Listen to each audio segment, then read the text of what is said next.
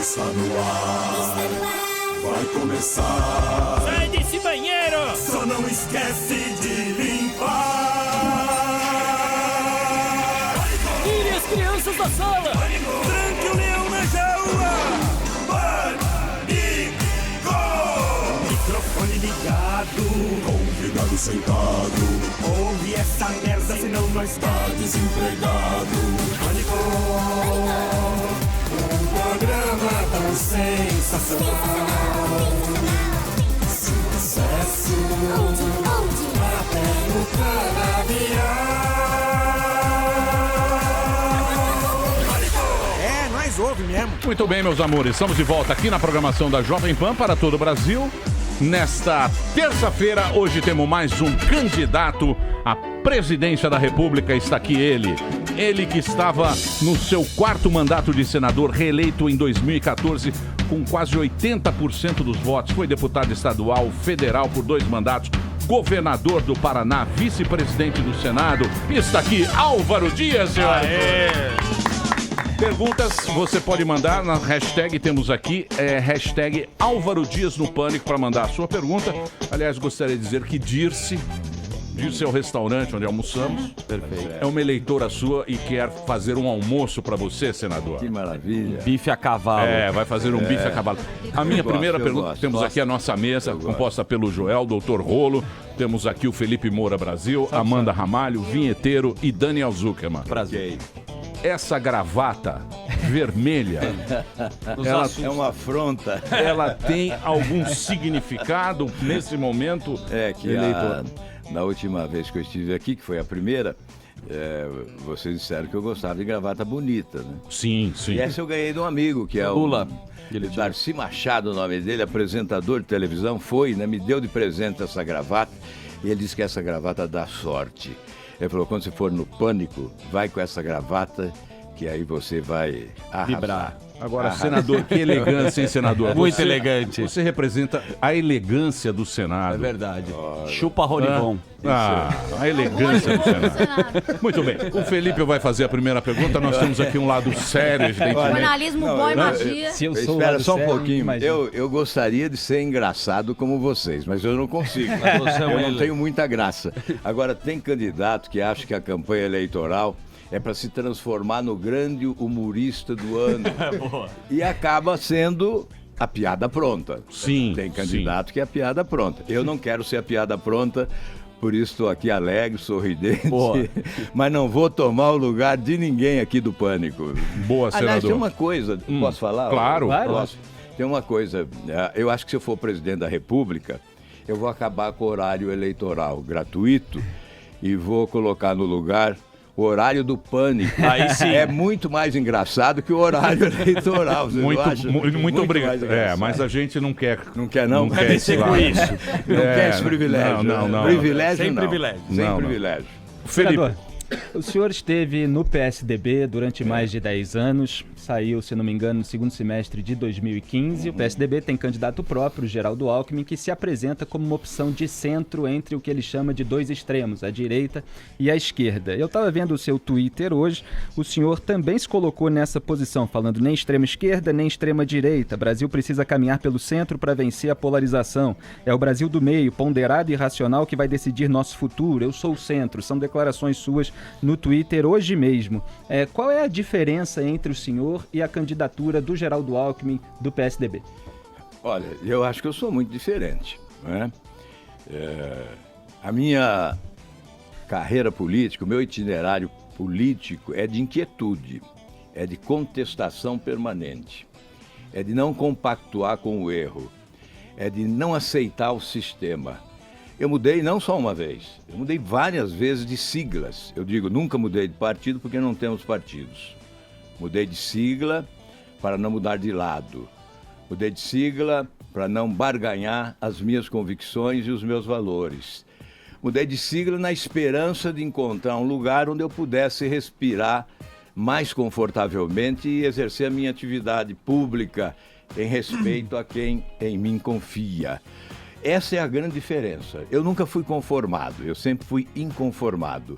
Os conformados não mudam, não escrevem a história. esse concorrente da ala central no espectro da política é um conformado. Reuniu em torno dele todas as siglas que deram sustentação ao populismo do PT nos últimos anos. Aliás, o PT é a filosofia do atraso, do fracasso. O PT é a crença na ignorância. O PT é o estímulo à intolerância e à revanche. O PT é especialista em distribuir miséria para todos, mas riqueza para os seus líderes. Este é o PT. E nós estamos verificando agora que há uma extrema-direita e que há ao centro aqueles que, embora sejam diferentes do PT, não são diferentes em relação ao sistema, porque querem manter o sistema.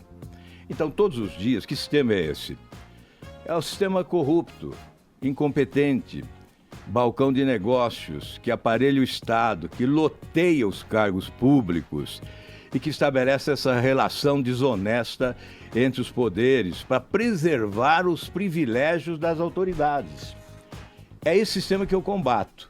É por combater esse sistema que eu fiquei sempre inconformado, fiquei sempre desconfortável e revoltado, contestando sempre. E agora a minha grande proposta é o rompimento com esse sistema de governança. É o sistema político, evidentemente, que é a matriz do sistema de governança, que foi clonado e transplantado para estados e municípios e esparramou a corrupção e a incompetência, empurrando o Brasil para esse oceano de dificuldades, de pobreza, de miséria e de infortúnio. Mas, ô senador, mas parece que o povão tá querendo isso, né? O povão tá revoltado. O povo acebolado, ele quer a treta. Ele quer, a verdade, ele quer os mesmo. extremos ali. A verdade, olha Que os caras de centro... Sabe por que eu fui candidato a presidente da República? Porque eu fiz a leitura de que nós estamos vivendo um momento de indignação no país. Aí eu imaginei, tudo bem, eu vou tentar ser porta-voz dessa indignação. Mas aonde? Eu não vou ter tempo de rádio e de televisão no horário eleitoral gratuito. Mas eu imaginei, mas a lei diz que todos são iguais na ocupação do espaço da grande mídia brasileira. Está escrito. Nenhuma emissora de rádio e de televisão pode privilegiar alguns candidatos em detrimento dos outros. Aí eu apostei na lei, e disse, eu vou ter espaço. E não estou tendo esse espaço. Eu vejo, é interessante porque eu vejo às vezes alguém que escreve numa revista ou num jornal com o cuidado de pedir, olha, responda 50 caracteres. Eles colocam o número de caracteres porque não pode ser diferente de um candidato para o outro. Sim, sim. Aí você vai no grande palanque eletrônico do país, 4 tem todas as oportunidades todos os dias, agora 5, que apareceu mais um, e os outros nenhuma oportunidade, ou então apenas um aceno ali uma vez por semana, para não ficar tão escrachado assim, não é? Então, a lei está sendo rasgada no Brasil, e a culpa é de quem? É da emissora de televisão, da emissora de rádio, do jornal? Não é da mídia a culpa. Mas que jornal descumpriu a lei, senador? A culpa é do Tribunal Superior Eleitoral, que não obriga o cumprimento da lei, que permite que se rasgue a lei no país. Mas, senador, que jornal descumpriu a lei? Olha, Jornal Nacional, por exemplo? O Jornal Nacional descumpriu. Ele cobre as agendas dos candidatos. Candidato. Você queria tomar bronca do Bonner, pô? Bonner. Bonner dá bronca. Melhor Bonner nem tá ir, bravo. porque o Bonner só treta. Olha, então vamos lá. Senhor A Globo é muito competente, não tem nenhuma culpa disso. Eu estou repetindo. A culpa é do Tribunal Superior Eleitoral. Então, é claro, você vai lá, 4 candidatos, ocupa 27 minutos, no maior palanque eletrônico do país. Você se refere ao Jornal Nacional, cobertura diária. Exato. Não, aquela entrevista de 27 minutos fala para de 30 a 50 milhões de pessoas. Eu estou lá no interior do Mato Grosso do Sul, num auditório, falando para 100 pessoas. Bom, aí todos os dias tem uma cobertura. Hoje eu vou pro Jornal Nacional. Eu tô aqui. A Globo tá aqui, ó. Salve aí pro o Jornal Márcio Nacional. Gomes. Ali Camel, estamos juntos. Salve, camarote. A Globo tá Não, aqui. o Márcio Gomes, Não, credibilidade. eu tô tranquilo. Tô falando com muita tranquilidade. Hoje eu vou pro Jornal Mas Nacional. também aparece Então, 2 segundos nós. muito lá. rápido. É uma vez por semana. E tem um off. Os outros estão todos os dias, 1 minuto, não só no Jornal Nacional, em todos os noticiários da emissora. Viu, Emílio? Mas podia ser Então aí pior. é o desequilíbrio. Ontem teve um julgamento Aí eu disse que- nesse sentido que o senador está dizendo. Aqui no Tribunal Regional Eleitoral de São Paulo houve essa discussão em relação aos candidatos a governador. O entendimento da Justiça Eleitoral, como o senador está falando, é de que prevalece o critério jornalístico. Então, dentro desse critério jornalístico, os candidatos que são melhor pontuados na pesquisa têm maior exposição à mídia, que é justamente isso que o senador está falando. Inventaram, deram Ô, uma senador, marretada. mas tem muito partido, Emílio. pô, tem muito Então eu candidato. vou explicar isso. Deram uma marretada na interpretação. Deram uma marretada na interpretação da lei. A lei é clara. A lei não diz se existe 2 ou 15 candidatos. A lei não diz se um está em primeiro ou está em segundo. Até porque a decisão de quem ocuparia o espaço ocorreu antes que começasse a campanha eleitoral e quando havia um empate rigorosamente técnico entre vários dos candidatos, inclusive eu. Vários dos candidatos estavam empatados tecnicamente. Portanto, a exclusão foi sem dúvida nenhuma um grande prejuízo. Eu me senti amassado, esmagado, massacrado. Mídia golpista, senador? Não. Mídia golpista, Eu tô senador? repetindo, não é mídia. Eu acho que a mídia tem o direito de oferecer o espaço a quem quiser. Mas o senhor não acha que Agora, tem quem muito... tem que cumprir a lei somos nós. Sim, mas o senhor não as acha que tem muito autoridades. candidato que devia ter menos partido? Sim, aí é muito para partido. facilitar? Exatamente, tem muitos candidatos. Somos 13 candidatos a presidente da República. Se nós fizéssemos um rodízio de 4 por dia, como ocorre hoje, em 3 dias estariam liquidados. E aí sobraria 4 dias, então daria para dar 2 rodadas. 2 rodadas. Então esse não é o problema. Criatividade existe. O ministro relator que julgou dizendo que tinha muito candidato, ele não tem criatividade nenhuma. Porque se ele tivesse, ele diria isso, ó, são 4 por dia, agora são 5. São 5 por dia, são 13 candidatos. Se são 5 por dia, em 13, em 2 dias, 10. Ainda sobra muito dia da semana para fazer, para rodar, né? Para rodar os candidatos. Enfim, esse é um assunto que cabe a nós da política, a reforma política. Você tem razão, Emílio. O que nós temos é uma anarquia, uma grande anarquia. Nós temos 35 partidos oficiais registrados e tem 73 na fila. Aliás, deve ter mais já. Quando eu soube, eram 73. É uma fábrica de siglas no Brasil. Essa fábrica é alimentada com o combustível do dinheiro público, do fundo partidário.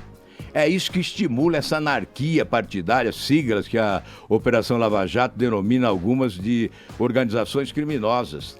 Nós temos que fazer uma reforma política e não é liquidando partidos políticos organizados, é determinando que um partido, para se representar, para ter acesso à rádio e televisão e ter acesso a recursos do fundo partidário, tem que obter um percentual de votos da população, senão ele não significa nada a não ser uma sigla, uma sopa de letrinhas na televisão que nada representa. Então, se nós colocarmos, o partido tem que obter 5% dos votos nacionais, distribuídos pelo menos em 9 estados da federação, nós reduziremos para 6 ou 7 partidos representados e só eles terão acesso ao rádio e à televisão. Aí não teremos mais esse pretexto de que são muitos os candidatos. Então, a responsabilidade não é da emissora de televisão.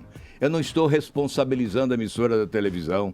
Por isso que eu não fui nem à justiça para reivindicar o meu direito. Outro candidato foi, o Meirelles foi, e perdeu lá no TSE, exatamente porque o ministro relator alegou que tem candidatos Meirelles dá muito sono, dá muito Meirelles, sono. ele é... falta de... Nós demos uma dormida aqui A gente no fez uma Meirelles. meditação aqui. Nós dormimos. Você não Entrou sabe em- que a gente dormiu. Joel, você tinha pergunta? Então é isso. Pergunta. A reforma política é absolutamente necessária, é a matriz de todas as reformas. É a cláusula de desempenho, né? Que passou e que vai ter esse efeito, exatamente. Mas, senador, então o senhor esperava esse espaço na mídia, que não aconteceu, se foi legal, ilegal, mas enfim, não aconteceu. Certo. Não aconteceu, acabou, é fato consumado. Portanto, e aí, a campanha agora tem viabilidade a campanha? Não, aposto na inteligência das pessoas. O pânico está aí, ó. O Brasil está nos ouvindo. Dando espaço.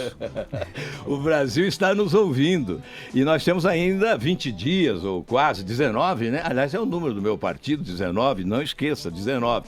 Estamos a 19 dias. Quem sabe é a grande arrancada aqui do pânico para a vitória. Difícil, hein, senador? Ô, senador. Eu Não é conheço difícil, duas não, aqui. não é difícil. A menina aqui Uma questão de do... inteligência. Não, então, mas a Dirce é sua E a Dirce é da quebrada. desde o começo. falando, Vai pro voto útil, E Emílio. a menina aqui do Constantino. A menina do Constantino. Delari vai votar. Álvaro Dias, vou votar no Álvaro Dias. Eu falei, nossa, ele quer eu só vejo o Bolsonaro e só vejo o Bolsonaro e o Lula agora. Pois Então, é. mas- Então Lula. vamos lá. Então vamos dizer o que é isso aí. O que está acontecendo com o Brasil? Existe às sombras desta campanha eleitoral um sistema poderoso que tenta orientar o eleitor na direção que lhes interessa. Então, esse Fla-Flu, esse Grenal, esse Atletiba, esse jogo que se joga agora não é para política de quem quer o bem do Brasil. Apostar nos dois extremos, há quem se agarre à extrema-direita alegando, eu quero impedir a extrema-esquerda. O outro se agarra à extrema-esquerda para impedir a extrema-direita. E não importa quem é o melhor. Então adotam a estratégia, me desculpem, a estratégia burra do pior. Dizendo, olha, voto útil. Que voto útil? Quem não vota no melhor é inútil. É voto inútil. Não é voto inteligente. Então o sujeito diz, olha, eu tenho que votar no ciclano para evitar a vitória do Beltrano. É isso aí o aí. outro diz, eu vou votar no Beltrano para isso evitar aí. a vitória do ciclano. Aí diz para você, você é o melhor candidato. E não aposta. Mas você não tem chance. Quem disse que eu não tenho chance? O Carlinhos Vidente disse que eu tenho. Eu acredito Carlinhos no Vidente Carlinhos acertou do Neymar. Eu acredito no Carlinhos Mas Vidente. ele Ô, falou senador, que caiu ô, senador, um avião vamos aqui lá. na Então, vamos Paulista. lá. não é? Eu acredito mais no Carlinhos Vidente, que já acertou muita coisa. Do que no Lula. Errou algumas, mas acertou muita coisa, do que em certas pesquisas que nunca acertam. Veja, nas últimas 4 eleições, todas as pesquisas erraram. Aqueles que estavam à frente não foram nem para o segundo turno, no mês de agosto e início de setembro. As pesquisas das últimas 4 eleições... Aliás, eu ouvi até um comentário do Augusto Nunes a respeito disso aqui na Jovem Pan. Ele dizendo exatamente isso. As pesquisas erraram e vão errar de novo. Essa eleição vai ser decidida na última semana. O Brasil não é um país de ladrões. O povo brasileiro não aceita a mentira, o povo brasileiro não aceita a mistificação, o povo brasileiro aceita a corrupção e a incompetência, não quer a violência, não quer mordomias e privilégios das autoridades. Haverá uma reação, haverá um despertar. O Brasil está afundando na lama e na incompetência. Nós temos que arrancá-lo daí. E, obviamente, eu aposto na inteligência dos brasileiros. Eles não vão aceitar esse jogo da extrema esquerda contra a extrema direita e desprezando aquele que se considera melhor. Não, eu considero fulano melhor, mas não posso votar nele porque eu tenho que impedir a extrema esquerda. Impeça a extrema esquerda votando no melhor. Depois você tem o segundo turno. O senhor se No considera... segundo turno você decide. Você se define muito como de centro e eu olhando pra você, me dá uma vontade de harmonizar um vinho, de verdade. Opa, de vamos comer lá, um magre de pato, um festival de trufas na Itália. Vino Veritas. Mas fico pensando assim, como se comunicar com a classe mais desfavorecida? Jardim Ângela, Itapevi, aqui citando Racionais. Eu não imagino você no MC Kevinho, num baile funk, e nem falando sobre saneamento básico. Bom, pra esse lado eu queria saber como Olha, o que eu você se mais posiciona. gosto é de ir pra periferia, e é onde eu tenho ido.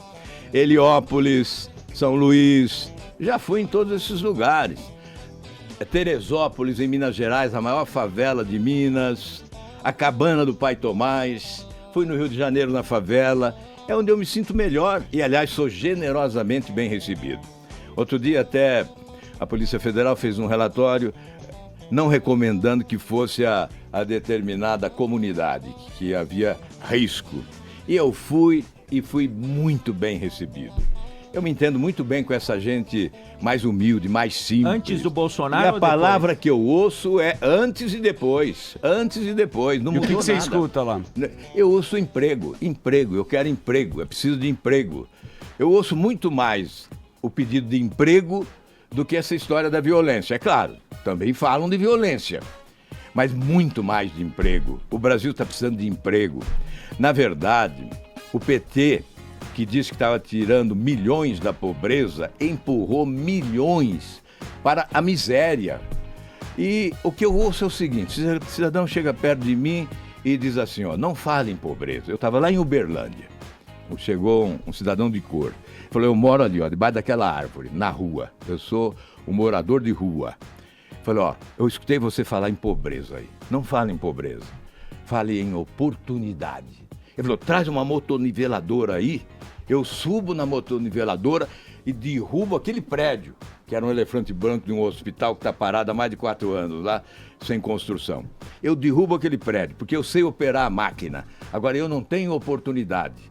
Então, fale em oportunidade. Está aí. Ele me ensinou. Não é essa filosofia do fracasso do PT. É a filosofia inteligente do morador de rua, que pede oportunidades, que diz, se eu tiver oportunidade, eu não serei pobre. Nós vamos reduzir a pobreza se oferecermos oportunidade, e a grande oportunidade é o emprego. É por isso que a palavra que eu ouço no dia a dia, na periferia de São Paulo, do Rio de Janeiro, de Minas Gerais, onde vou, é emprego. O povo quer trabalhar. Isso inclui a isenção de imposto de renda àqueles que possuem menos? Exatamente, nós estamos anunciando a isenção. Vi também agora o PT anunciando. Eu tenho até... vou confessar aqui. Eu fico constrangido em fazer as minhas propostas.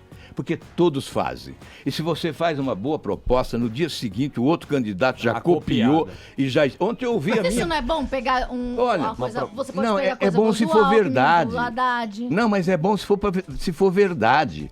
Agora, essas promessas são palavras soltas ao vento se não romperem com esse sistema. E eles não estão prometendo romper, ao contrário. O compromisso que eles assumem é de manutenção desse sistema. Por que tem muita gente que carrega uma bandeira vermelha e sai por aí atrás de alguém? Por quê? Recentemente o Ministério Público disse que desviaram 2 bilhões e 500 milhões da onde? Do Bolsa Família. Roubaram dos pobres para atender 500 pessoas que não tinham direito ao Bolsa Família. Mas eles têm direito de carregar uma bandeira vermelha e pedir que a soltura de alguém que foi preso por corrupção, por formação de quadrilha, por lavagem de dinheiro, está condenado. Então, essa gente quer voltar ao poder. E o Brasil vai admitir isso, vai permitir isso. O Brasil vai querer conviver com esta anarquia. Aí tinha um movimento chamado MST. Quando eu era governador, era um movimento sério, que queria reforma agrária. Eu convivi muito bem com o MST. E fizemos no Paraná 36 assentamentos que se viabilizaram economicamente. Aí aparelharam o MST, transformaram o MST num aparelho ideológico. E hoje os integrantes do MST não têm calo na mão, têm calo no pé, porque eles andam atrás de uma bandeira vermelha, fazendo de um cidadão que foi condenado pela justiça um verdadeiro herói. O Brasil não é país de ladrões. O Brasil não pode ser um país de ladrões. Por isso nós temos que reagir a esse populismo barato, sórdido, irresponsável, boquirroto, essa gente que se alia às ditaduras sanguinárias da América Latina, a Venezuela, por exemplo. Agora vem aí da Guiné Equatorial, país que teve dívida perdoada pelo Brasil, ditadura corrupta, chega aí com 16 milhões de reais em plena campanha eleitoral. Quiseram perdoar a dívida de outras, da Guiné-Bissau, da Costa de Marfim, de Gabão. O Brasil não pode fazer isso. Joga o dinheiro do trabalhador brasileiro para alimentar ditaduras na América Latina, sanguinárias, corruptas, violentas, que esmagam os seus povos na pobreza e na violência. Nós temos que reagir a isso. O Brasil vai voltar a esse estágio de irresponsabilidade pública. Pode voltar, hein? Você já está chamando muito. Nós temos que gritar. Dá uma respirada para gritar contra isso. Tem chance de voltar. Tá bem. E aí, azar do Brasil. Azar do Brasil. Hoje eu falei com uma emissora nos Estados Unidos, de brasileiros, de Boston e da Flórida. Muitos brasileiros, mais de 1 milhão que já foram para lá, porque não conseguem viver aqui. Certamente. Isso é o cara que arrega. Esse nós não queremos nem. Se voltar esse populismo, mais gente vai arrumar mala. Nós não queremos que brasileiros fujam daqui porque o país virou um inferno. Não, senador, um caos, uma tragédia. Votar nessa gente é a reedição da tragédia. Votar nessa gente é repetir o caos que nós estamos vivendo no Brasil. Então, mas aí o cara vai no bolso. Bolsonaro. Do jeito que você tá falando. Agora, olha... Não é? Eu sou... Por que você acha que teve esse fenômeno do Bolsonaro? É o desespero. É o desespero. Eu sou alguém... Então, mas é o desespero onde? O cara só vê ali, ele vê ali uma figura... Agora você me colocou em dificuldade, porque alguém está lá na UTI, não é? Bolsonaro está na UTI. Ele levou uma facada. Eu tenho dificuldade de dizer as coisas sobre ele. O que eu posso dizer com muito respeito é a minha solidariedade. Quero que saia de lá muito bem, mas não para governar o Brasil. Para viver nas praias cariocas, para curtir a vida, mas para governar o Brasil precisa de mais preparo. Precisa de experiência administrativa, precisa conhecer os problemas do país. Há 30 anos de Congresso não deu experiência para ele? Então olha para trás e veja o que foi feito nesses 30 anos de Congresso. Se algo de bom foi feito, ótimo, renuncio à minha candidatura e apoio. Mas me aponte algo. Vai lá para o YouTube, veja se há combate à corrupção nesses anos todos. Veja se há algum discurso combatendo corrupção nos governos Lula e Dilma. Agora, se procurar os meus, tire férias acumuladas, porque não vai dar tempo de ouvir todos. Todo dia eu ia para a tribuna. Todo dia. Em 15 anos. Desde os primeiros momentos do governo Lula, dizendo: escândalo de hoje faz esquecer o de ontem e espero o de amanhã para ser esquecido. Eu não estou combatendo corrupção agora, eu combati sempre. Só em relação à Petrobras, foram 19 representações que eu protocolei no Ministério Público, muitas vezes isoladamente. No dia 22 de dezembro de 2012, eu fui lá sozinho. O Congresso já estava fechado. Fui ao Procurador da República e protocolei a representação contra essa roubalheira de Passadina. O inquérito foi instaurado depois em março de 2013. De quantas CPIs eu participei? Outro dia, me fizeram um levantamento das manchetes de todos esses anos. E eu rodei essas manchetes, de cima e embaixo. Não dá tempo de ver todas. Sobre as denúncias que eu fiz, as CPIs, as ações, as representações, os mandatos de segurança, as auditorias que pedi. Eu combati a corrupção para valer nestes anos todos. E durante toda a minha vida eu combatia a corrupção. Não é agora na campanha eleitoral. Alguns aparecem na campanha, voto nele porque combate a corrupção. Nunca combateu, estava lá na sombra do poder. Então nós temos que dizer as verdades. Eu esperava que esse ano de 2018 fosse o ano do reencontro do Brasil com a verdade.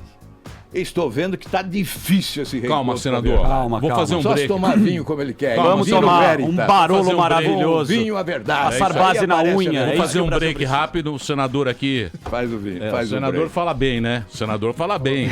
E não deixa a gente falar.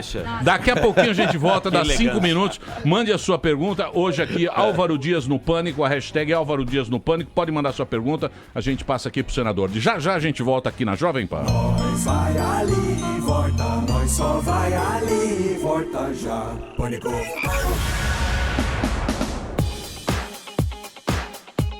Muito bem, meus amores, estamos de volta aqui na Jovem Pan. Hoje uma presença ilustre nesse programa. O senador Álvaro Dias está aqui com a gente. O senador é candidato à presidência do Brasil pelo Podemos. É isso, né, senador? Exatamente. Ele está no 4º mandato de senador, foi reeleito em 2014, com quase 80% dos votos, foi deputado estadual, federal, foi governador do Paraná, vice-presidente do Senado e está aqui batendo um papo com a gente. Estamos falando aqui a respeito das eleições que a gente vai ter daqui 2 semanas já. Daqui 2 semanas a gente vai ter que ir lá e escolher o candidato. Certo? Quem tem o vinheteiro. Uma pergunta muito simples. Eu gostaria de um resumo. Eu vi que você foi radialista lá no Paraná. Então você gosta de falar bastante. Fazia o programa de amor. Mas de crime também. De crime? Fazia programa de crime? Meio da Atena? É verdade. Sério? Aconteceu. Boa. Aconteceu. Narrava os crimes mais violentos. Tinha aqui Notícias Populares em São Paulo, não tinha? Aquele jornal você... Jornal que sangrava, né? Você torcia o jornal, sangrava. Então, a gente recolhia dali os crimes mais hediondos e radiofonizava, fazia a radiofonização e eu narrava. Aconteceu, contava a história. Uma vez eu falei aqui que o senhor tinha uma voz de locutor de rádio, aí meus colegas falaram, não, ele foi locutor mesmo, eu não sabia, aí que eu fiquei sabendo. Quando estudava. Estava na universidade e trabalhava no rádio. Então, eu queria pedir um resumo de quais as suas principais propostas. Eu vou começar pelas últimas, que são do momento, né? O fim do foro... você diz para o governo ou como parlamentar? Para o governo. Para o governo, tá. Então é outra coisa. Bom, a principal proposta, talvez eu resumisse da seguinte maneira. Vai acabar o tempo do rouba, mais faz.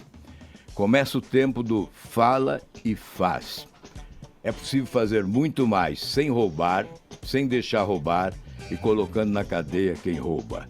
Isso começa como? Refundação da República. O que é a refundação da República? É uma ruptura com o sistema atual. Você rompe com o sistema político, aí você faz a reforma política, mas você rompe com esse sistema de governança. Esse modelo de governo, que é o balcão de negócios, né, o aparelhamento do Estado, vocês notam que o Estado cresceu demais. Ele se tornou um mastodonte, né, preguiçoso, comilão, come demais.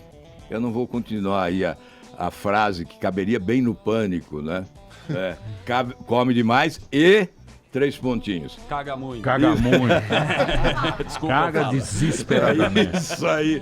Como eu não quero... totô, seria mais como elegante. Eu não quero tomar o lugar de vocês, eu deixei para você completar a frase. Mas é isso. Erra demais, desperdiça demais, joga fora o dinheiro do imposto. Esse é o sistemão, né? Que só beneficia os chupins da República e os banqueiros do país.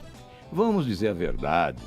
Nos últimos governos, o Brasil foi o paraíso dos bancos. 5 grandes bancos no Brasil respondem por 94% do crédito. E não precisa de concorrência. Lá nos Estados Unidos, são 10 mil instituições de crédito, 6 mil cooperativas de crédito e mais uns 4 mil bancos, com descentralização, competição regional. Isso puxa para baixo a taxa de juros. No Brasil, os bancos é que definem o que eles querem ganhar, como eles querem ganhar, quais as taxas de juros. Nós somos reféns. Mais de 60 milhões de brasileiros devem ao sistema financeiro nacional. Então, esse país é o paraíso dos bancos, em detrimento do trabalho, da produção, do emprego, do salário, etc. Aliás, então, o Guilherme Boulos, do PSOL, disse que esse é um dos raros pontos em que concorda com o senhor. Pois é, até que encontramos um, né? O senhor vai tirar o brasileiro do SPC também? É difícil. Não, eu esses milagres eu não consigo fazer. Mas olha, o que eu quero dizer é o seguinte, a principal proposta é o rompimento com esse sistema. Então é substituir esse sistema perdulário, gastador, irresponsável, corrupto, que abre portas para a corrupção, que coloca lá em cada ministério alguém para buscar recursos a pretexto de dar sustentação a projetos eleitorais, e aí vem o enriquecimento ilícito. A Operação Lava Jato está mostrando como foi feito tudo isso, então há quem queira continuar com esse sistema. Então, um partido tal indica o ministro tal, o outro partido indica para o outro ministério, e cada ministério se torna a lojinha de um partido, para render para este partido. e não se entrega ao povo brasileiro o serviço de qualidade que a população deseja. Então, a substituição desse sistema. Nós vamos reduzir, nós temos uma proposta de reforma do Estado que reduz para 14, 15 ministérios, mas reduz tudo, não é só o ministério. Reduz o entorno dos ministérios. Mas aí não fica com mais poder? O ministério, aí nós teremos... o ministério, o cara fica mais poderoso? Não, quem tem que ter poder aí é o presidente da República, num presidencialismo que realmente tem muito poder. Então, mas não vai ter que negociar? Quem for pra lá vai negociar. Pô, o senhor tava lá, pô. Você sabe, você sabe. Agora o Dias mandava ali no Senado, punha gente pra japonesa, punha gente pra dentro, pra fora. Olha o senhor aqui. Sabe que ali a briga ali... Por exemplo, o Bolsonaro, que nem o cara fala, não, o Bolsonaro vai chegar lá, não tem ninguém, não tem um rabo preso com ninguém.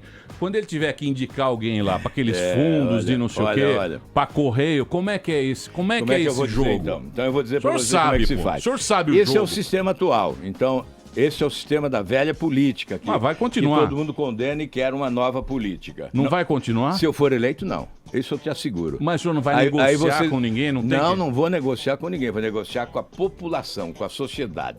Como será feito? A população está dividida. Então, não, vamos lá. Um quer matar o outro. Não, isso é verdade. Exatamente, porque não tem um líder. Vamos lá, como é que tem que ser feito? Senão não tem salvação para o Brasil. Tem que ser feito da seguinte maneira. Você chega, vamos imaginar que eu me eleja presidente da República. Eu chego e jogo as minhas propostas na mesa. São essas as mudanças. Reforma do Estado, reforma política, menos senadores, menos deputados federais, fim dos privilégios das autoridades, nada de aposentadoria especial de político, nada de auxílio moradia, nada de verba indenizatória. Isso tudo acaba. Ao invés de 40 ministérios, 14, 15... Não dura 6 meses, senador. Nós escolhemos os 6 melhores... meses Não, espera aí. Deixa eu chegar lá.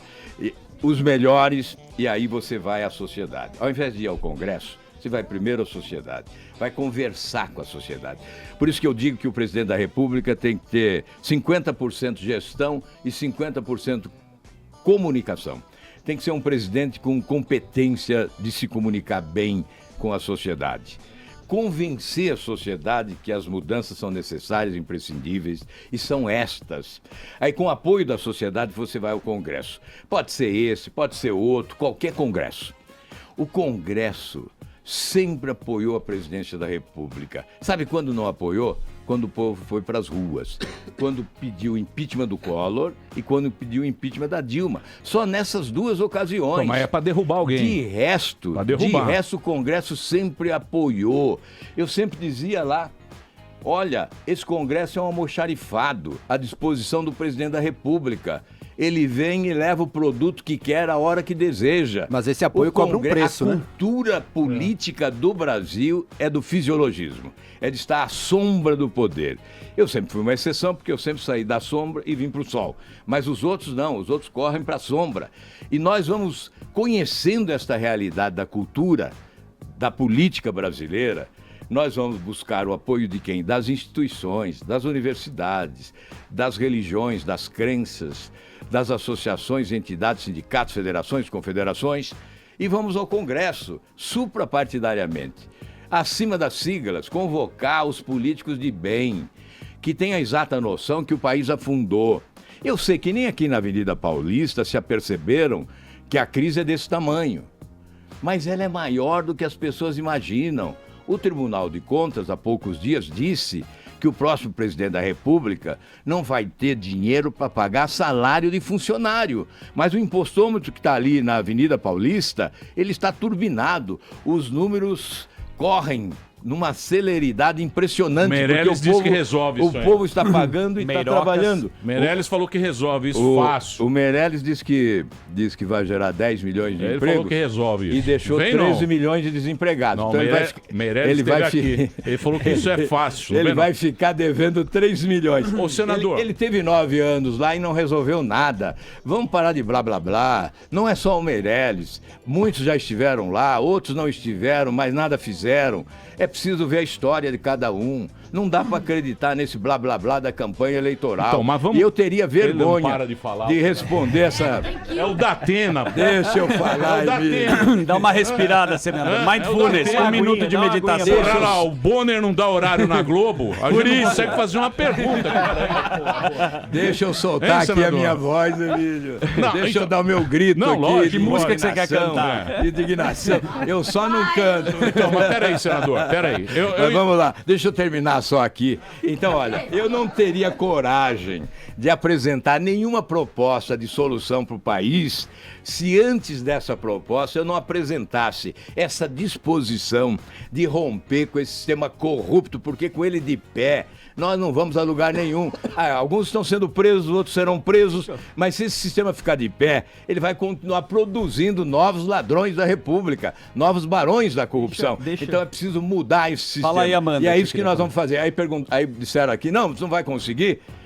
Se eu não conseguir, é porque me tiraram de lá.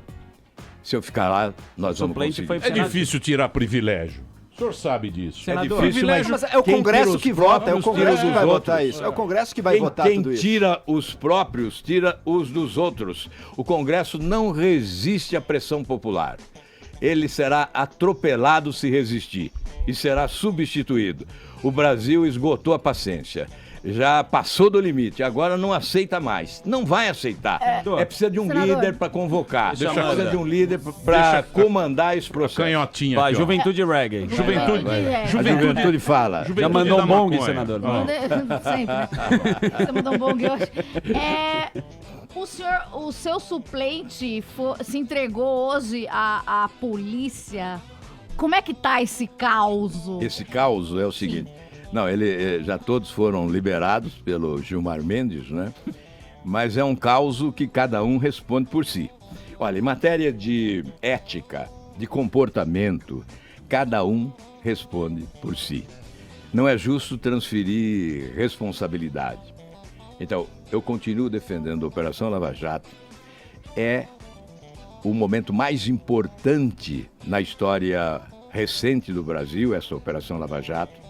É o marco de um novo rumo, tem que ser valorizada, tem que ser defendida, Ministério Público, Polícia Federal, Justiça, Juiz Sérgio Moro, temos que valorizar. Então, os acusados terão oportunidade de se defender, de se explicar, serão julgados. Se condenados, o rigor da lei. É isso que nós queremos. Então, o meu suplente foi acusado, ele está se defendendo. Espero que ele se defenda bem. Torço para que ele seja absolvido. Mas ele já teve um gesto de grandeza. Ele foi ao Senado e protocolou uma carta desistindo de assumir o Senado Federal se porventura eu me licenciar ou me eleger presidente da República, enquanto não concluir esse inquérito e não resolver esse impasse.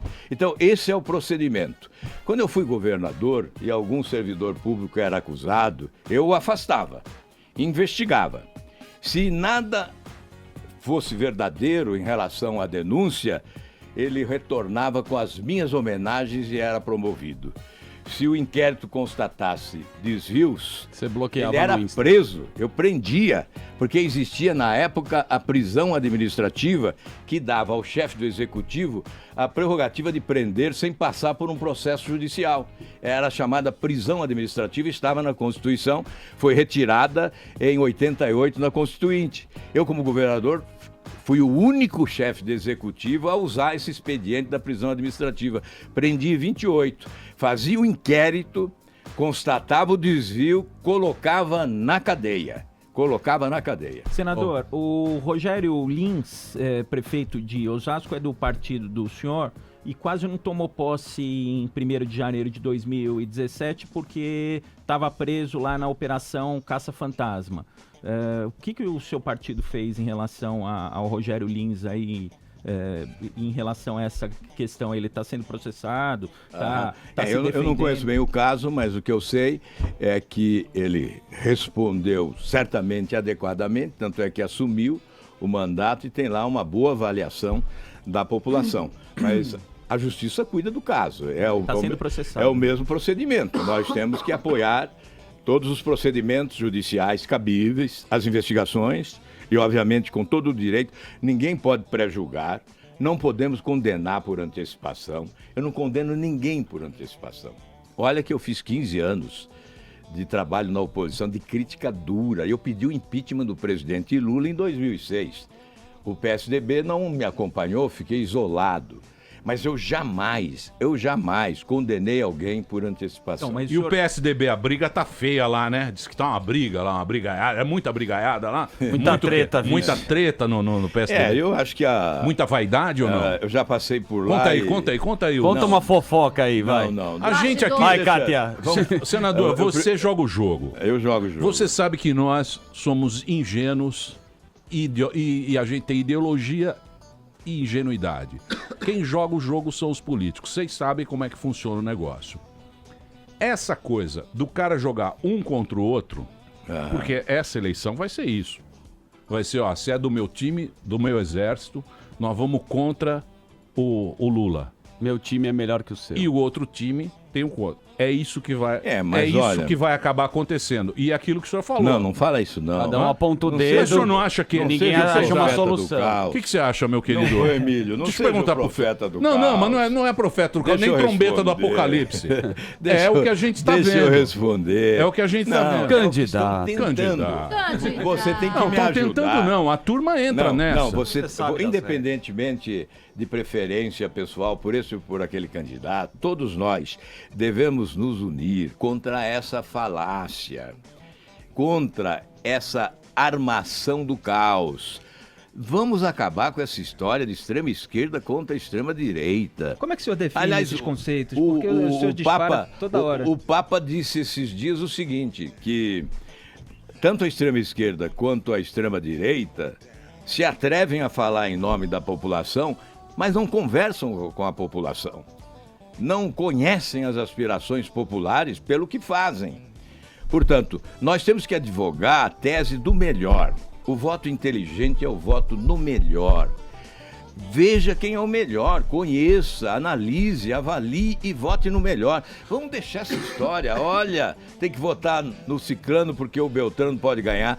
Isso é uma barbaridade, isso deseduca. Não, tudo bem, eu concordo. Senador, a gente só vota em cavalo que vai ganhar o jogo. Mas, senador, o cavalo que ganha. Faça como a Dirce, escolha o melhor. A Dirce. Chega de chatice e faça como a Dirce. Senador, acompanhe minha linha de raciocínio agora. Eu vou fazer um break. Eu vou fazer um break e daqui a pouco a gente volta. Então, uma pergunta que é importante. É importantíssima. Então, por favor. Então, rapidamente, pode ser para você ter um tempo para responder.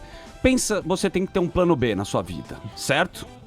Você não tem que ter plano A e plano B? Não, só tem plano A. Você só tem plano A. Nesse caso é só plano A. Mas nós brasileiros pensamos com o plano B também. Se no segundo turno você não passar, você vota no Bolsonaro ou no Haddad? No próximo bloco. Eu não admito a hipótese porque eu vou pro segundo turno. Já respondi. 2%. Não precisa esperar o segundo bloco. Tá bom. Candidato, o Haddad tá falando que pro segundo turno já vai ele e Cirão da Massa.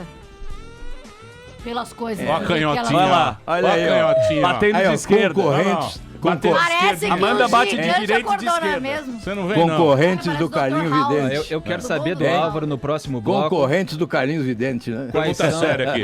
Eu quero saber quais são as características do PT e do Bolsonaro para o senhor qualificá-los como extrema esquerda e extrema direita. Boa. Daqui a pouquinho essa resposta aqui na Jovem Pan. Muito bem, meus amores, estamos de volta aqui na programação da Jovem Pan. Hoje o papo muito bom aqui com o nosso senador Álvaro Dias. Ele está aqui conversando no Pânico. Você sabe que ele está no 4º mandato de senador, reeleito 2014, as gravatas mais bonitas do Congresso, aquela elegância. Teve 80% dos votos na última eleição, deputado estadual, federal, por 2 mandatos, foi governador do Paraná, tá batendo papo com a gente aqui hoje e falando das propostas e tal. E estamos conversando sobre essa eleição que vai acontecer daqui 15 dias, o primeiro turno. E tinha a pergunta do Felipe. Eu tava fazendo a pergunta porque a gente vê muitas vezes os políticos disparando rótulos um contra os outros para queimar os adversários e muitas vezes é dito isso, da extrema esquerda e da extrema direita. Na verdade, pelo que eu entendi do discurso do senhor, o senhor associa o PT à extrema esquerda e o Bolsonaro à extrema direita. Eu queria saber por quê, quais são as características características que fazem o senhor disparar essa qualificação? Aliás, eu detesto rótulo, né? Até quando perguntam, você é da direita, da esquerda, do centro, eu digo, olha, eu apresento as minhas credenciais e você decide. Porque há uma esquizofrenia no país, é uma loucura total. Ninguém sabe quem é da direita, quem é da esquerda, é uma mistura geral e restrita, é uma geleia geral, né? Tem gente da extrema-direita filiada a um partido da extrema-esquerda. Eu já vi latifundiário candidato pelo PCdoB. Então é uma anarquia no Brasil, não é? Então, por isso eu rejeito os rótulos, eu não gosto de rótulos, mas tem que observar, tem que fazer referência, porque não somos nós. Aliás, não são os políticos, não. Eu acho que são os analistas, os boa parte da comentaristas. imprensa também, mas os políticos usam, que carimba, hoje no Twitter. Que carimba, né? Que carimba um e outro. E aí nós temos que, a partir do que é noticiado, tentar se distinguir. Fazer análise e combater aquilo que achamos que deve ser combatido.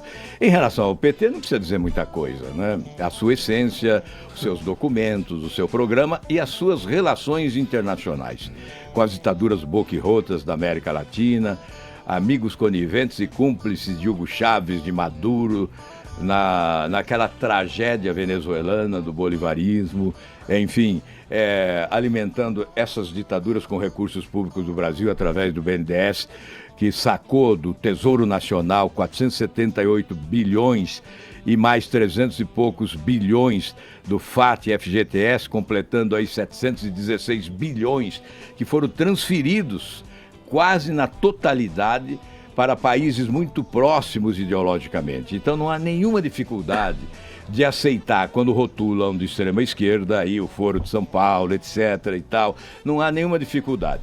Em relação à extrema direita, não sou eu, é o próprio, ele próprio, a sua equipe, os seus seguidores, que rotulam de extrema direita. Não é verdade. Os colocam ele se ainda... apresenta como um candidato de direita. Quem rotula de extrema direita normalmente são aqueles que são que é extrema direita? Tem muita diferença.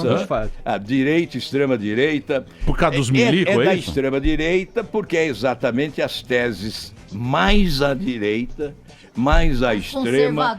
Por exemplo, é privatizar Banco do Brasil, privatizar Caixa Econômica Federal, privatizar Petrobras, privatizar Itaipu, a última que eu ouvi.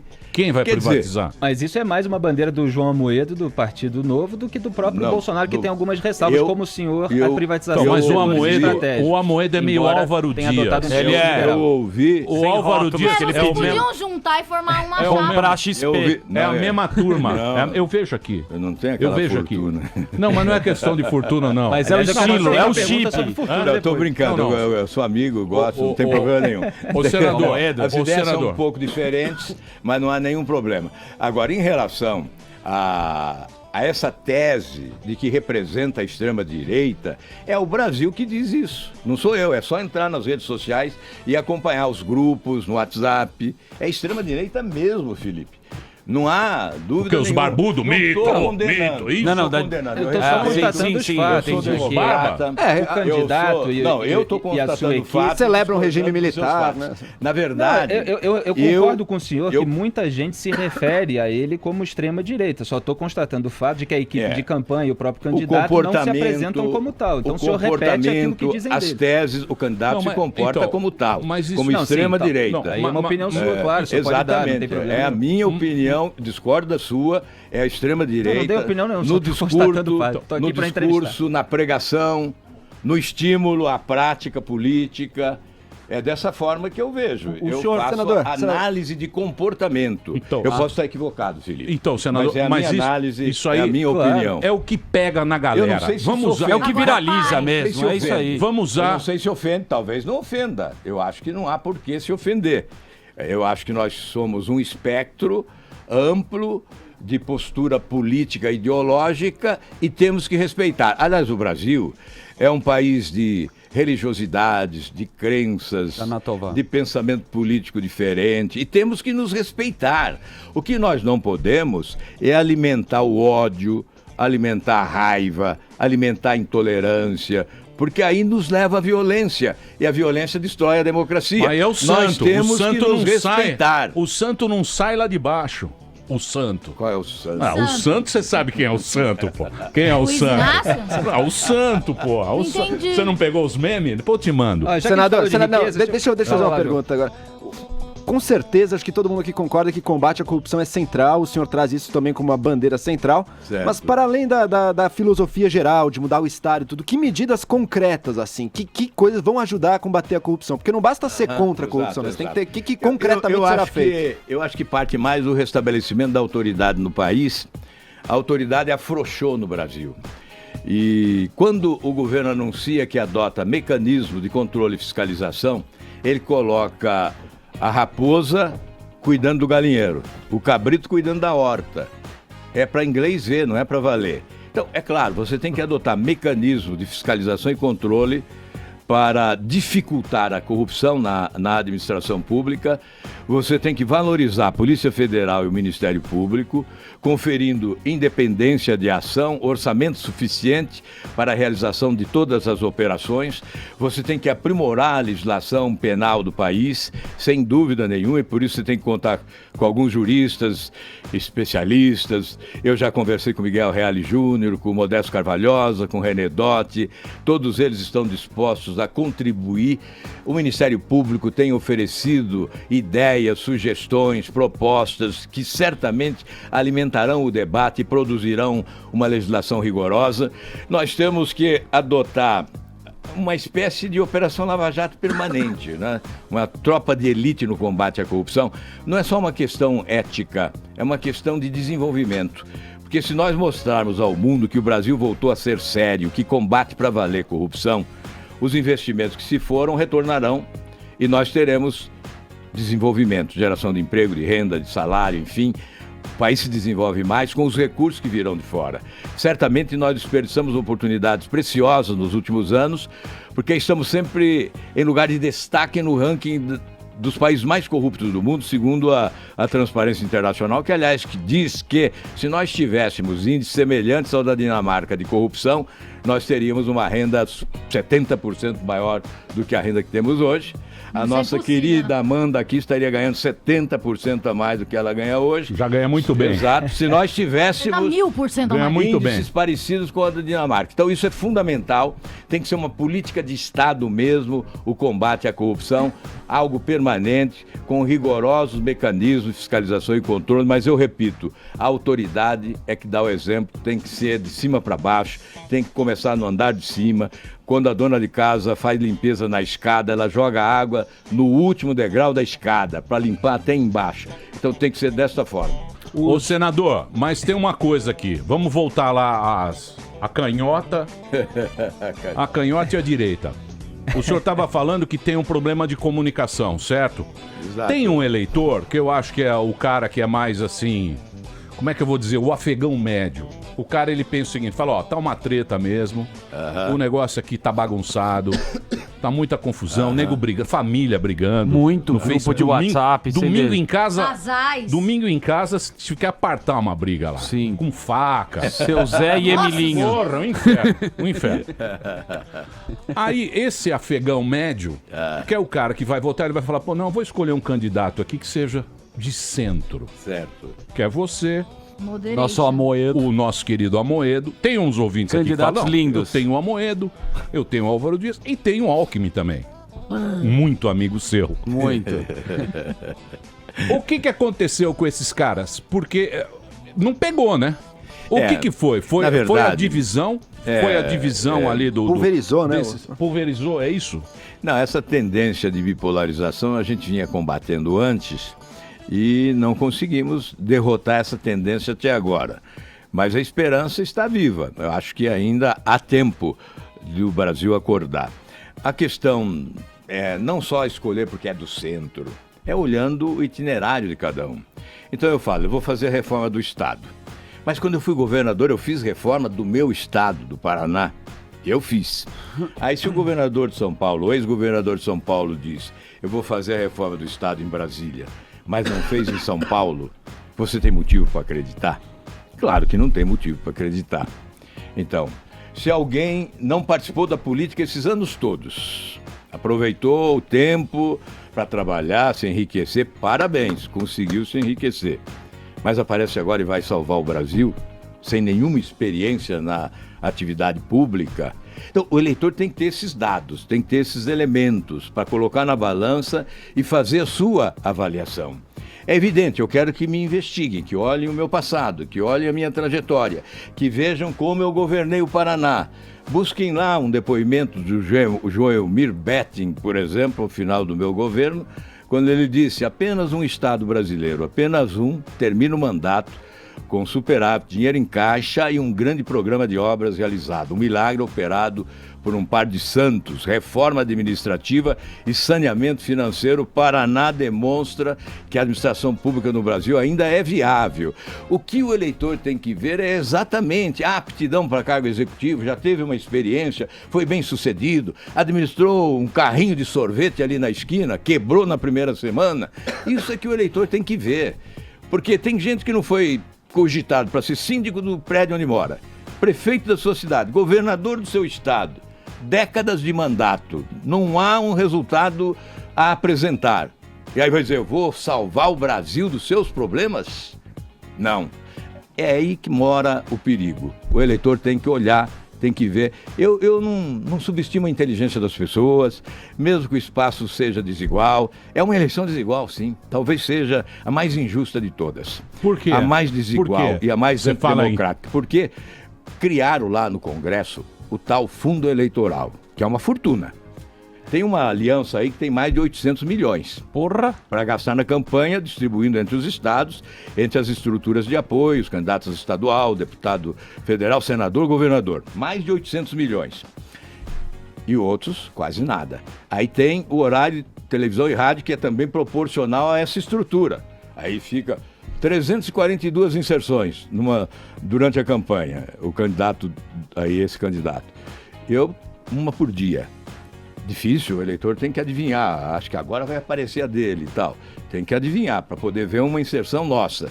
Então, essa é a diferença. Aí tem a legislação, absurdamente, estabeleceu que o candidato pode gastar parte da sua fortuna na campanha.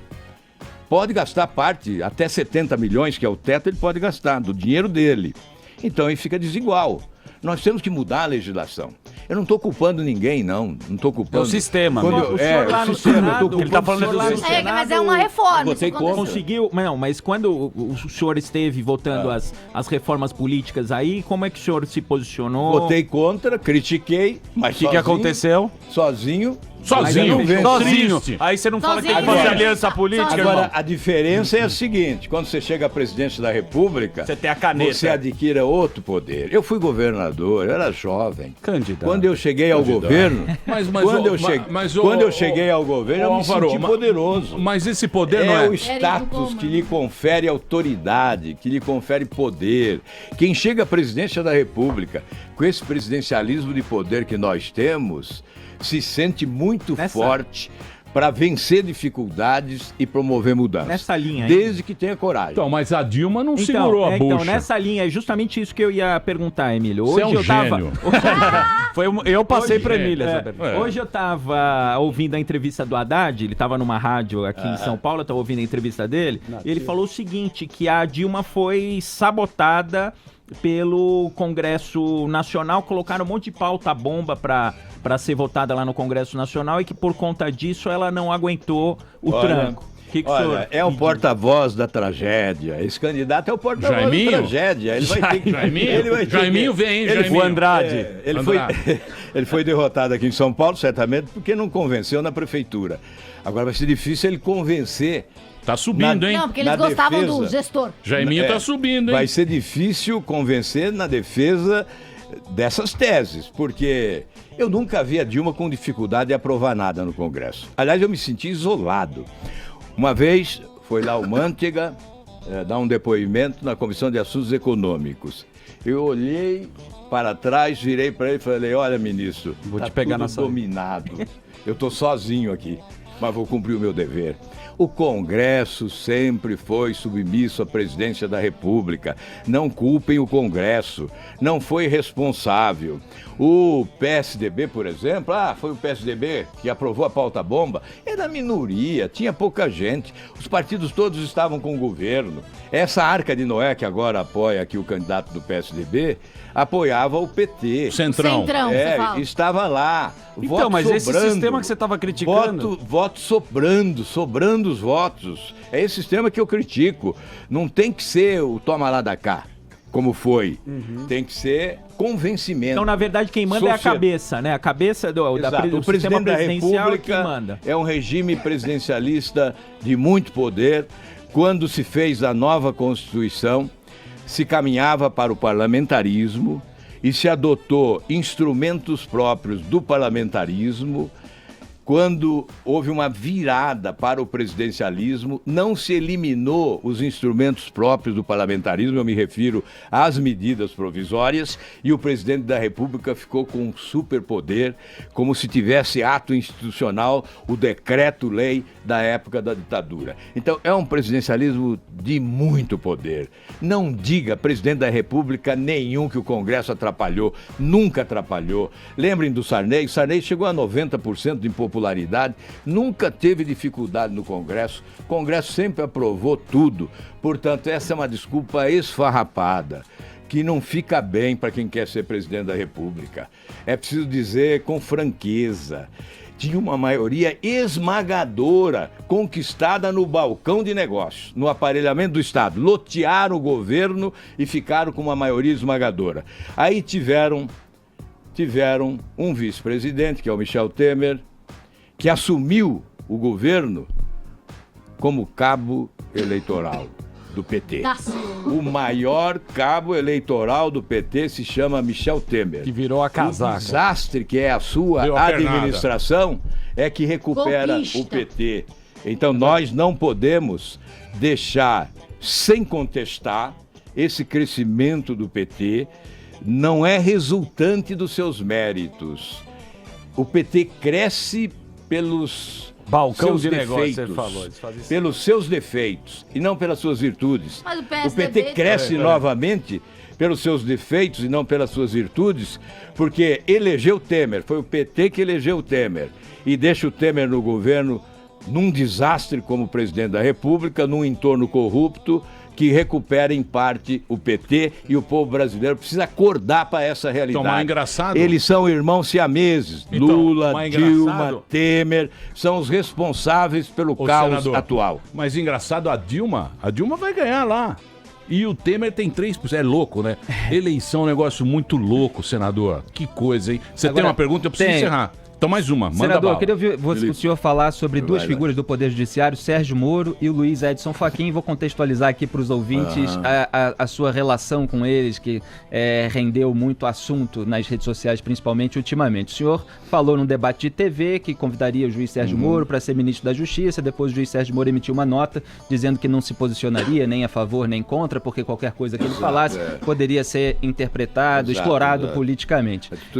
E o Luiz Edson Fachin, o senhor apoiou a ida dele para o Supremo Tribunal Federal, mesmo ele já tendo sido, inclusive, filmado, tem o vídeo no YouTube, tenha tido um ato militante a favor do PT na campanha de 2010 da Dilma Rousseff, e ele pregou o voto na Dilma. Então foi criticado por muita gente, porque era praticamente ali o PT colocando mais um ministro que já tinha um histórico de apoio ao partido. E aí o Edson Fachin tem sido voto vencido na segunda turma, tem sido duro nos seus votos, na verdade, até foi poupado de críticas durante um bom tempo, agora teve uma recaída recentemente, votando a favor daquela liminar, que o PT chama de liminar, mas foi na verdade uma solicitação de um subcomitê de direitos humanos da ONU a favor da candidatura do Lula, da liberdade do Lula. Ele acabou sendo voto vencido, isso não foi adiante, a candidatura do Lula foi barrada, e até os próprios petistas, como o deputado Vadir Damus, interpretaram esse ato do Fachin como uma tentativa de reconciliação com o PT, e o senhor mesmo depois o criticou por causa disso, e eu vi nas redes sociais como o senhor foi atacado por ter sido considerado responsável pela nomeação do Edson Fachin. Então eu queria que o senhor falasse sobre o Moro e o Fachin. Tá certo. Em relação ao Moro, convite público para o ministro da Justiça, o Ministério da Justiça, é emblemático. É uma homenagem. Eu prestei uma homenagem ao Moro. Ele tem sido homenageado até fora do Brasil. Ele merece a homenagem. Ele é um ícone da nova justiça. O povo brasileiro quer uma nova justiça. Foi a partir da caneta do Moro que nós começamos a mudar o conceito de justiça, porque antes a justiça era do pobre, do negro. Agora nós estamos vendo que é de ex-presidente, presidente da Câmara, governador, senador, deputado, empreiteiro, grande banqueiro, etc. Então, nós estamos mudando o conceito de justiça. Precisamos acabar, é claro, com o foro privilegiado. Tem lá o projeto meu, aprovado no Senado, está parado na Câmara, para que todos sejamos iguais perante a lei. Mas então foi uma homenagem ao Moro. Evidentemente, ele não precisa responder. Se aceita ou se não aceita, já respondeu, dizendo que não pode se manifestar. Depois da eleição, ganhando, eu ligo para ele e pergunto: Moro, você aceita o Ministério da Justiça? Se ele disser, olha, não posso, eu tenho que continuar aqui na magistratura, eu vou dizer, então me ajude a escolher alguém que tenha o seu perfil, porque é isso que eu quero para o Ministério da Justiça. Então esse foi o meu objetivo. Nada de oportunismo, eu sempre defendi o Moro, eu sempre homenageei o Moro a vida toda. Eu o conheço há muito tempo, eu sou do Paraná, ele é do Paraná, então eu sei quem ele é. O Fachin é a mesma coisa, é do Paraná, um grande jurista, um notável jurista. Teve o apoio do mundo jurídico todo, quase que unanimidade. É claro, tinha lá um posicionamento político de uma campanha eleitoral, como teve em outras diferente. Apoiou Covas, apoiou Tancredo Neves, perdeu a eleição do reitor da Universidade Federal do Paraná para o PT. Portanto, numa eleição, ele votou na Dilma. Sim, votou. Mas isso não apagava a sua trajetória de competência no mundo jurídico. Por isso, eu fui relator, não fui o responsável pela indicação. Não me cabe indicar. Cabe-me avaliar e defender ou não. Na análise que fiz, ele merecia ser ministro do Supremo Tribunal Federal. Teve uma atitude correta até determinado momento. No impeachment teve uma atitude correta. Teve atitude correta em relação ao ex-presidente Lula. Teve atitude correta em relação à Operação Lava Jato. Só houve esse último equívoco, no meu entendimento, um grande equívoco. Eu espero que não passe do equívoco, que não seja um retorno à militância política. Não acredito nisso. Eu ainda confio no Fachin, ainda dou um voto de confiança a ele, porque realmente é um homem sério. Eu sempre o vi como um homem sério. Houve esse deslize, espero que seja passageiro, um ponto fora da curva e que isso não ocorra mais, para que ele possa continuar prestando um grande serviço à justiça do nosso país. Boa, senador. Vai fazer o que agora, senador? Agora eu vou para o Rio de Janeiro prestar uma homenagem ao meu vice-presidente, que é o Paulo Rabelo de Castro, que vai lançar um livro lá na... Como é que é o nome lá da livraria? Da Travessa, Livraria da Travessa, no Rio de Janeiro, às 17 horas. O livro é... Como é que é o nome do livro mesmo? Não sabe. E sabadão... É puxado, né? Puxado agora. É, né? Puxado. Vamos para lá para o Rio de Janeiro. O nosso vice-presidente vai lançar esse livro e eu terei a satisfação de homenageá-lo. Senador, o papo foi bom, os ouvintes gostaram. Sempre é um bom bate-papo com o senhor aqui. Tá Muito certo. obrigado por o senhor ter vindo. Tá? Eu venho sempre que você me chamar. Vamos marcar um churras. Mesmo sem Vamos ser marcar um churras candidato. e o Vamos. Bonner na laje. O Bonner Vamos disse que marcar vai... o vinho aí. O Bonner Aqui disse tem que vai- espaço. O Bonner Tomar disse uma que vai- catuaba, dar uma Vai lá despirocada no Jornal no Nacional. sábado. O Bonner e aquela bonitona lá. Candidato. Patrícia Polenta, Vai dar uma não. bronca lá em Nossa, você. Renata Vasconcelos. Renata Candidato. Muito Que bela obrigado. gravata. Senador Álvaro Dias aqui, candidato obrigado, a presidente da República, batendo papo no Pânico. Depois da manhã teremos a Marina. Depois nós temos... Pega leve. A Marina? Depois de Não, a Marina amanhã? é gente Pô, boa. que pena. Respeita. A Marininha? tem Não, a respeito. Marininha é nossa amiga. Tá certo. Nossa amiga. Geraldo Sabe? Alckmin, Fernando Haddad e Boulos, semana Isso. que vem, não é isso? Alckmin confirmou, Alckmin estava arregando, só o Ciro. O Ciro deu uma regada. Alckmin vem Diz que de não vem. regata Amarelou, aqui. hein? E Já o- que você falou, posso falar também. E Não, o Ciro arregou. E o Bolsonaro disse que vai fazer uma live do Einstein. Do Einstein. E o Com Daciolo? caninho. Vai. E não vai chorar. O Daciolo, Falou, diretamente faço- do monte. Falei ontem com o seu amigo lá, o filho dele lá, como é que ele... Dudu. Dudu. Dudu falou, ele vai fazer com o caninho. Não, Ai, sensacional. eu tenho uma aflição. Live do Einstein. Live do Einstein. Magro, triste. Obrigado, viu, senador? Obrigado a você. Valeu mesmo, obrigado. Valeu, valeu. Vai ali, volta, nós só vai ali, volta já. Pânico. Muito bem, meus amores, a sociedade treme. Ah, sim. A sociedade está com a tobinha na mão. Cada cada entrevista, os caras estão mais perdidos. Confuso. Mas isso é um problema de quem não tem muito... Não é? Pra onde ir, né? É? Sim. Você tá bem confuso. Né? Tá escrito na sua cara. Eu tô mesmo. E aí, Vinheteiro? Já tenho o meu candidato, mas agora... Que gravata tem do senador? Puta gravata, né? Que legal. Achei, Como ele... sinceramente, que a perfume. camisa dele tava encardida. Não, elegância. Amadeirado. Ele Elegância. tem um azarro fantástico do Boticário. Muito bem. Essa semana nós temos Marina Silva. Que é isso? A única que fala sobre sustentabilidade, que pensa no mundo, na parte ambiental. Depois da manhã, Marina. Na semana que vem, teremos uma trinca de ar. Então, temos 4 candidatos. Ó. Na semana que vem, nós temos Boulos, nós temos Alckmin, Haddad e live do Bolso. E Bolsonaro. Live do Canudo. Bolsonaro, live do Canudo. Canudo que não é de plástico. Lógico. Muito bem, vamos embora ou não? Vamos. Xanatová a todos. Xanatová. Eu vou Yom Kippur, eu vou jejuar 25 horas pra você, Emílio Surita, por favor. pra todos os ouvintes que aqui estão. Eu vou pedir para que você coloque... É um momento de reflexão. Eu peço para que você coloque meu nome. Vou colocar. Você sabe que toca o chofar. Você sabe por que toca o chofar? Claro. O Daciolo tá tocando chofar. O Daciolo toca o chofar e a comunidade, o Daniel Bialski lá na Hebraica também, porque é um choro. Exatamente. É a hora que o nosso coração chora, é a hora que a gente tem que despertar. Exatamente. Certo? Pra ser alguém melhor. E tem os toques também. Você faz o ringtones do chofar. Os ringtones do chofar. Você toca o mais longo é isso aí. E o curto. É um choro de uma criança e um choro de um velho. Exatamente. Só um dia. Isso. É bonito. É muito bonito. É o Rosh Hashanah, o Ano Novo Judaico. Passam 10 dias, meditação, e agora a gente tem o Yom Kippur. Dia do perdão. Dia do perdão. Eu te perdoo, Delari. Coisa mais difícil que existe perdoar. É você perdoar. Pedir desculpas. Mas eu vou pedir muita desculpa. Eu vou rezar muito. É isso aí. Ficar um mês então lá pedindo desculpa. Vai ter que pedir muita desculpa. Um mês. Muita desculpa. Olha, gente, vamos embora. Amanhã você não vem. Amanhã o Zuckerman não vem, que é a... Faço uma live da sinagoga, uma participação dos rabinos. Isso, os rabinos lá, o Henrique Sobel. O mais importante é realmente pertenço à família. É isso aí. Shalom para todos. Valeu, vamos Sobel. embora. Salve Santos. Salve Santos. E amanhã estaremos de volta ao meio-dia aqui na Jovem Pan com Rafinha Bagos. Rafinha Bastos? Rafinha Tem uma Bagos. denúncia do Rafa. Denúncia pesadíssima. Tchau. Terminou!